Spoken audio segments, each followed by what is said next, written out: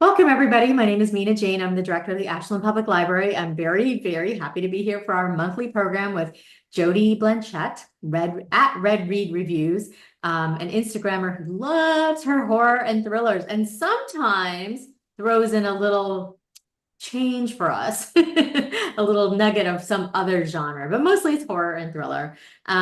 Before we get started, I just want to say thank you to the to the Friends of the Ashland Public Library for supporting all our programs, as well as to Jody, who allowed us to share this program with other libraries. And as everybody knows, hi, Christine, you know, when libraries work together, we just make magic. So what we're going to do is Jody's going to be talking about all of her most recent or favorite reads, and I am going to jump in with all kinds of funny comments. And you are welcome to as well in the chat. If you have questions for Jody, you can also put them in the Q&A, but I tend to watch both. So let's go, Jody. What's on the docket for today? What are we reading? What are you recommending? Okay, first I want to talk about Spooktastic that just happened in Framingham this past weekend. So I knew a lot of the writers that were there already, and I pretty much had Copper Dog Books had this giant, beautiful display of everybody's work, and I had almost all of the books. So I found right, you don't want to see my book piles. I found myself where I was like, well, I don't want to leave here empty-handed. I have to get a couple books. I was on a budget, so thankfully, I'm very thankful that I had a lot of the books. So I got some new to me writers. So first I'm going to start with J.W. Ocker. I bought this book, Cult Following. So I thought he was only known for writing YA fiction because I have one of his YA books. I didn't realize he's like a traveling writer. He goes to spooky places and writes about spooky places. And I learned that from the lore panel. I just found him so incredibly fascinating during that panel that I bought this book. And this book, called Cult Following, it takes you into all the different, some of the cults in history, like the Branch Davidians, the Breatharianism, totally got that, Heaven's Gate, and there's two other that I can't even pronounce, but I never even heard of them. And I have not read this yet, so I'm just, telling you about it because I'm super excited to read it. Cults are kind of my jam. I feel like I could lead one. I feel like I would be in one. I could be a leader or a follower. I think I'd be a better leader. I'm not going to make everybody drink the Kool-Aid, but you're kind of drinking the Kool-Aid if you're watching this. So cults is my jam. I grabbed that book. I am actually really surprised that you haven't read books by him before, because even I have heard of him. Now, I am not a huge horror reader. I'm a weenie, as Emily C. Hughes likes to say, but he seems like he's really well known and popular. He's known around the area. He does a lot of Salem stuff. He really does. His Instagram, he's always putting where he's going and all these cool spooky haunts that he's seeing. And I've been fascinated by that. I didn't know that he was writing these kind of books. These kind of books, like, it's nonfiction, which normally isn't my thing. But if you're going to write about spooky places that I have access to, or cults, you're going to get my money. Take it. Just take it. So the second book I bought was, speaking of the devil, Horror for Weenies by Emily Hughes. So I haven't read this yet. I kind of breezed through it earlier. I bought this kind of as a guide to horror movies that I'm going to watch with my daughter because she's entering her horror phase where, Mom, pick a movie. Okay, so I'm going to pick something scary, but I don't want it to be too much sex or too much slashery or, ghosty. This book goes through all of the greatest hits of the horror genre. The Fly is in here from 1986. Oh my God, do you remember that? Goldblum in his glory. Jeez, that shiny chest when he becomes the Fly. Nightmare on Elm Street. Old school Johnny Depp. I believe that was Johnny Depp's first freaking movie. So anyways, so this is like a guide to those who, are afraid to watch them without knowing what they're about. I've seen Emily speak now twice about this, a couple of weeks ago with Rachel Harrison, and then it's Spooktastic. And it's such a good book. I also bought it because I am a weenie, and now I have the sticker to prove it because Emily gave it to me. You were wearing that all day. I was. And in fact, I asked a question about it at the last panel. But what I really like about it is that she also was not a horror fan. She wanted to watch horror, but she couldn't get herself to. Yep. And so she talks about like her progression from very like sort of light horror to, and falling in love with it to being able to tolerate more and more Yeah. because she just loved the stories. Hmm. I really like that about her. Well, I appreciate her for this because, there's a lot of I haven't watched a whole lot of horror movies. I'm more of a horror reader. So having, a guideline really helps. And being able to introduce my daughter, she's 17. She's just baby stepping into the genre. I want to, know what I'm getting her into. I don't want to watch a graphic sex scene with my 17-year-old daughter. Oh, with anybody. So on the same lines of a guide, um, this book this is not from Spooktastic, but this is a guide to horror, written by another Instagrammer, Sadie Mother Horror Hartman, who is like the nicest human in the world. I've met her a couple times. She wrote a book. She's an editor. She runs the Nightworms book subscription. She's anything you ever want to know about horror, you just go on her page. I have had questions about horror. I've gone on her page, or I've messaged her. She always responds back wonderfully. She's just a great person. Anyway, she wrote the guide to horror books. This is great because if you're just starting out in the horror genre and you don't know where to start, it breaks it down by, ghosty books or cult books or possessions or supernatural. It's horror for dummies, which is awesome. As Christine says, it's a Bible. Yes. The Bible of horror stories. Yes, it really is. I just, when she wrote that, I was so thankful that she wrote that. And she's got another book coming out too. It's along the same lines. Christine, you probably know what it is. Chime in. It's not horror books. I don't think she's doing horror movies. She's got another guide coming, which I will probably buy and read because she's the queen and we hail the queen. It's a woman in horror books. See, Christine knows what's up. Thank God for Christine. Because we'd be like, what? Yeah, you got to meet her. That's the nice thing is you got to meet her this weekend at Spooktastic. So you're getting to see some of the people that are watching this at events, and you can put a face to the little blip name. I love that. I love the connections. So moving outside of Spooktastic, I'm going to go with what I think is going to be in my top 3 for 2024. He was in my top 3 last year. And I think he's going to be in the top 3 this year. Daniel Kraus, when I say co-wrote this book, so it was originally written by George A. Romero. Not the whole thing. It was just like an idea with notes. And after he passed, his wife had Daniel kind of like take it further and finish it and put his spin on it. And it's just the most incredible book I've read this year. It's called Pay the Piper. It's set in the bayou of Louisiana. It's very swampy. You can taste the humidity, and it's not a cult. It's, oh God, I can't even describe it. It's just so freaking, and it's written like a song. It's just written so well. It was beautiful. There were absolute beautiful moments in this book where I was like, wow, but it's horror. So to have those sweet moments, you got to hold on to him because he does have some, there's this one scene. I'm not ruining the book for you, but the Piper, who was an actual character in the book, he's got this skull. It's attached to like the spinal column, and he plays the spinal column like a pipe, and he makes music come out of it. The image I got in my head, Nina, I can't even tell you. I'm reading this and I'm like, that's screwed up. That's messed up. I was in for it. I feel like I'm gonna have nightmares just from hearing that. I've heard people making musical instruments out of bones before. There's an artist that I like, Andrew Bird. He wrote a song about that. It was something with children's finger bones. I just think it's such a neat idea, but we can't really desecrate the dead and make musical instruments out of it. It's just a book. It's fiction. Don't go doing this. We're not. Who is that? Oh God, not Gore. What the hell was his name? I can't think of the serial killer who used to dig up dead bodies and make lampshades out of them. Oh my Ugh. gosh. At games, yeah, back in the day. He's what a lot of the horror. Actually, he's what Chainsaw Massacre is based on him. There's a whole bunch of horror movies that are based on him. Anyways, that's not what we're here for.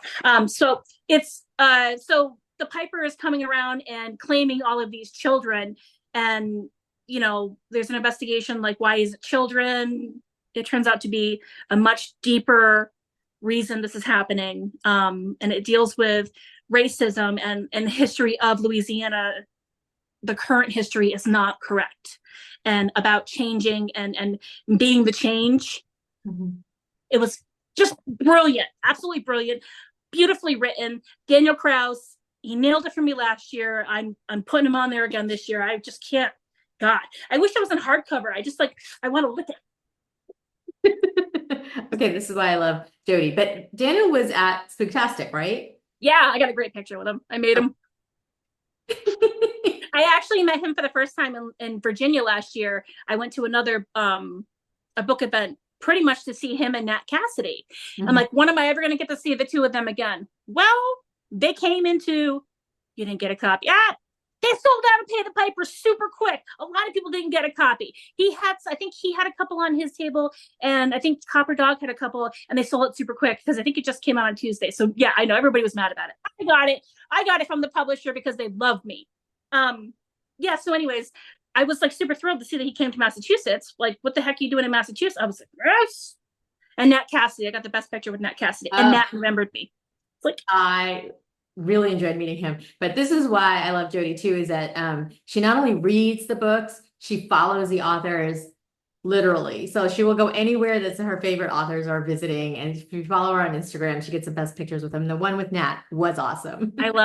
he makes a silly face in every picture. I love that. I got an updated picture of me with Clay McLeod Chapman, because every time I see him, I have this picture of him with this lobster claw on my face. I've got a picture of him looking at me like he's seen a ghost. And this one, he's giving me love. And I'm like, Clay, I love you. I just want to scrunch you and keep you.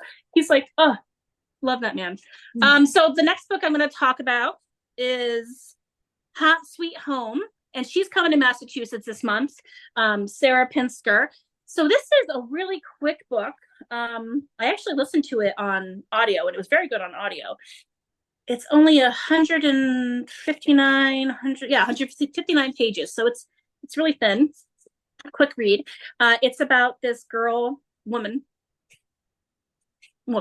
who decides to go on this work for this reality TV show that goes into places that people are fixing up, and there's hauntings in the house.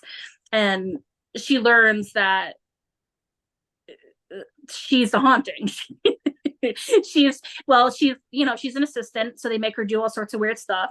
They make her, roll out the fog in the cemetery because the fog isn't just naturally happening, or hide in a corner and scare the crap out of the homeowners. So they think there's a haunting, but it's not. So it's all fake. It's all just glamorized, and it's told through what she's going through, and it's also told through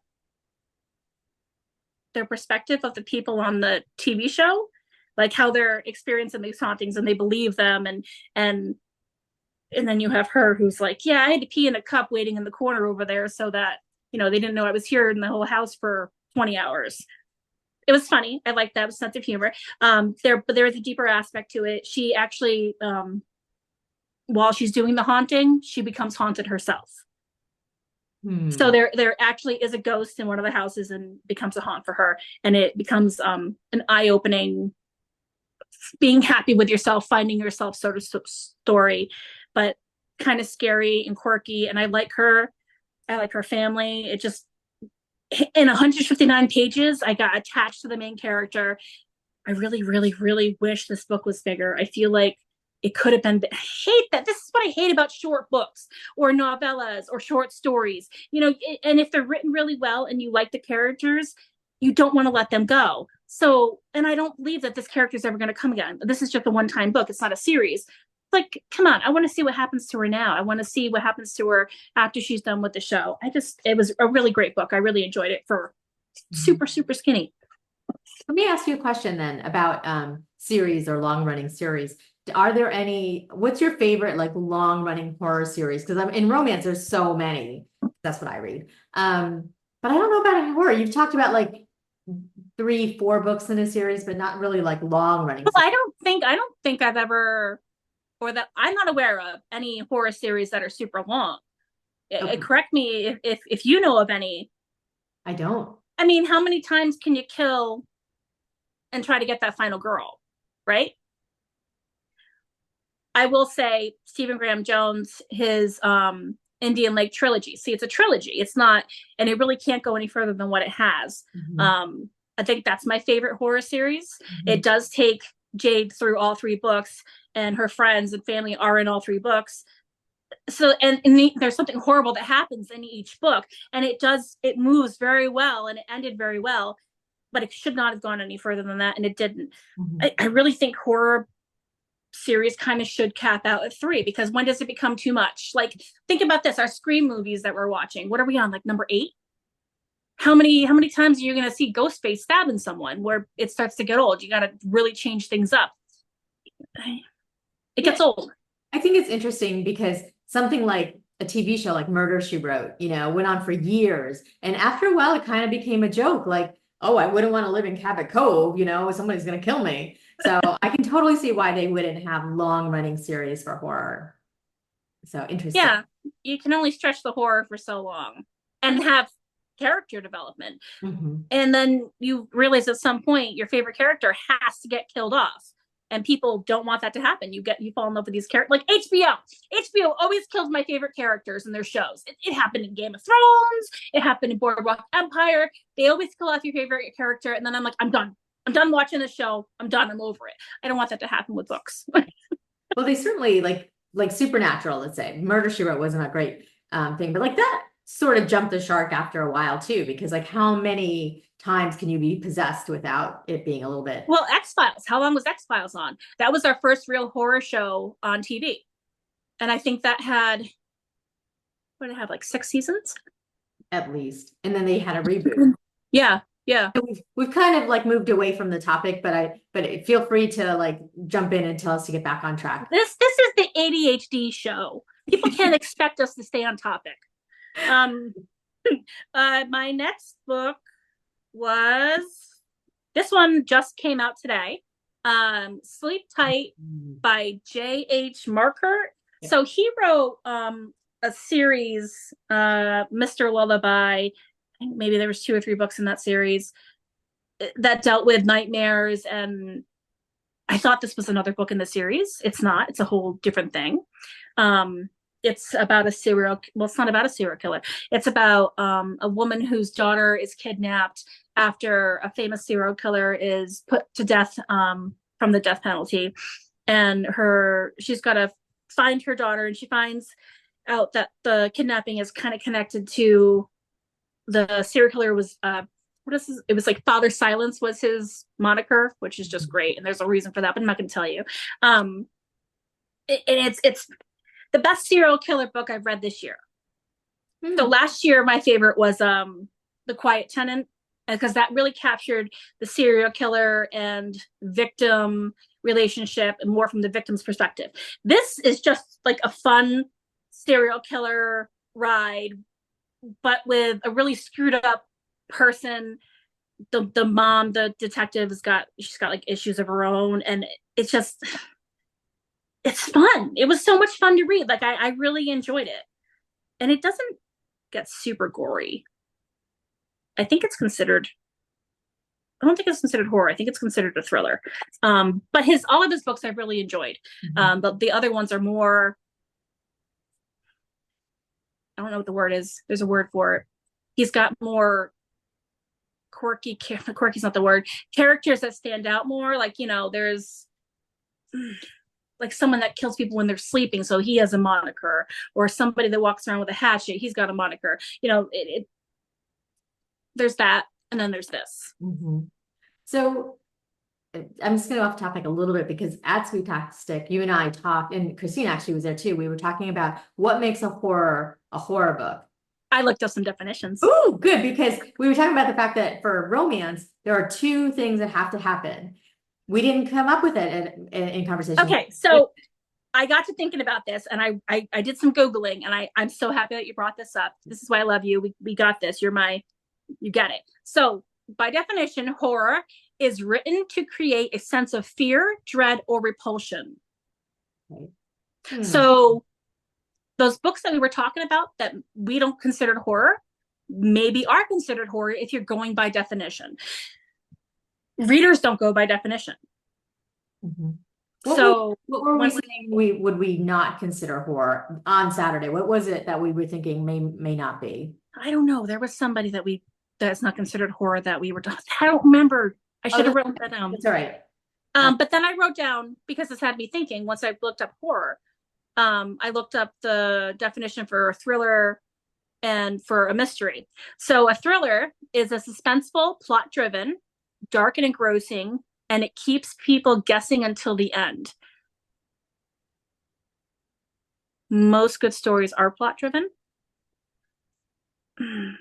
What is suspense thrillers? Like, if suspense is in the definition of a thriller, how can it be labeled suspenseful thriller? You know, what makes it, is it that much more suspenseful?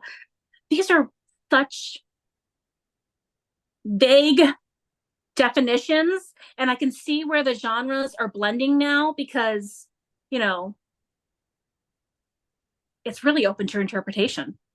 Yeah, I was gonna say that like a horror book does keep you guessing till the end. Yeah, a good one does. Happen, yeah. What's oh Oh, God, you're horror. gothic horror. I didn't look up gothic horror, Christine. Look it up right now and tell me what it is. No, The but other thing I looked up. this Oops, is a sorry. good conversation because we didn't know what makes a horror book, but that helps at least for like the core of it. Yeah, yeah. I mean, because there's like we've always talked about like how what I think makes horror horror, but that seems to be different than like what the general definition is. You know, I mean, yeah, there's a sense of, I always want that sense of fear and dread, but I don't always want to be repulsed. Yeah, I but don't what need. you find repulsive is very different from what I find repulsive. Well, you find everything repulsive because you read romance and you don't even know what's up. I'm So a weenie. you're horror for weenie. You should have worn your sticker tonight. I should have Um, upstairs. so the definition for mystery is really cut and dry, and I don't think that there's any room for interpretation here. It's the mystery follows a crime from the moment it's committed to the moment it's solved. That's the definition of a mystery book. Hmm. You really can't mess with that. So you've got your, I mean, it's the detective. It's Poirot, whatever his name is. Poirier. I can't say his damn name. Poirot. Poirot. Correct. Um, Yeah. or Marple. Wasn't that the other one? The real, you got the body on the floor. Oh, let's start the investigation. And oh, it's, the butler in the pantry with the candlestick.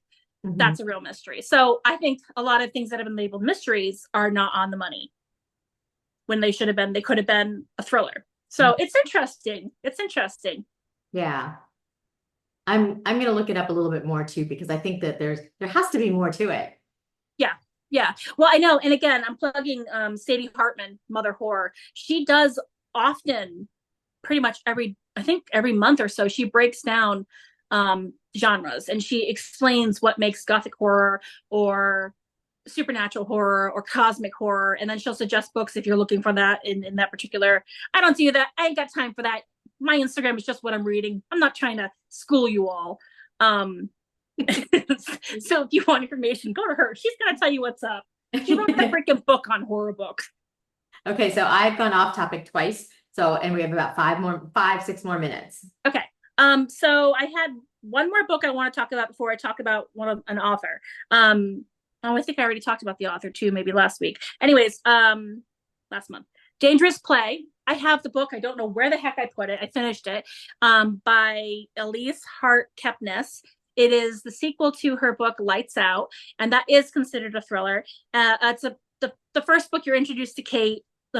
She's like an investigative journalist in the sports world, which is kind of weird. And I hate sports. So I went into that book. I'm like, I'm going to hate this.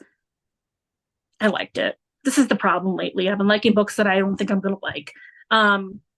So she investigates whatever, there's a murder that's kind of connected to her life as a journalist. That book was good. Dangerous plays even better because you're getting more of her history. Excuse me, back when she was a professional, when she was like 15, she was in the Olympics for soccer, and stuff that happened then is happening nowadays. And there's a murder, and she figures it out, and you're getting more of her backstory, and the story just seems like it's told better. And there's a little bit more of her relationship with her father in there, which isn't in the first book. And I don't know how many books are going to be in this series. I'm feeling like there's a third coming.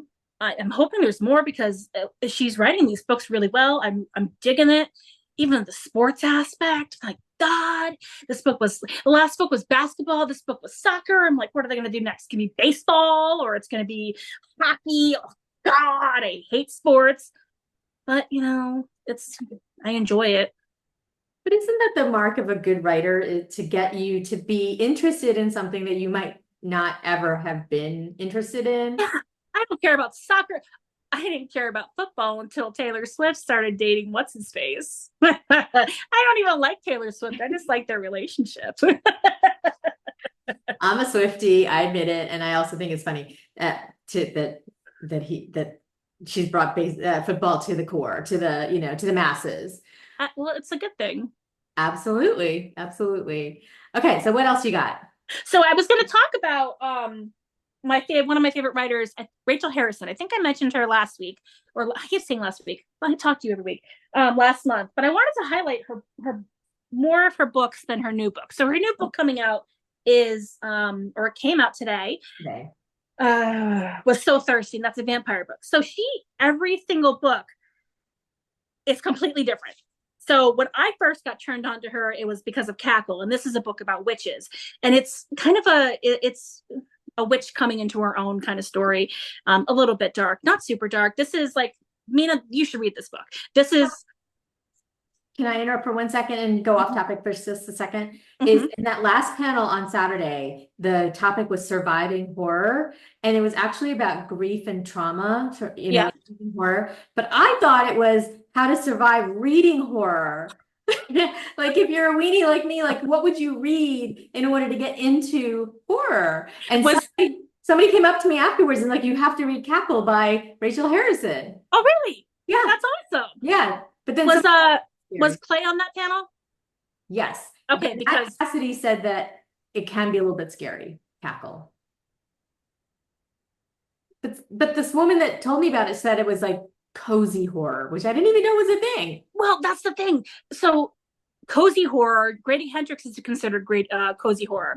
And she's considered cozy horror. I'm calling it chick horror.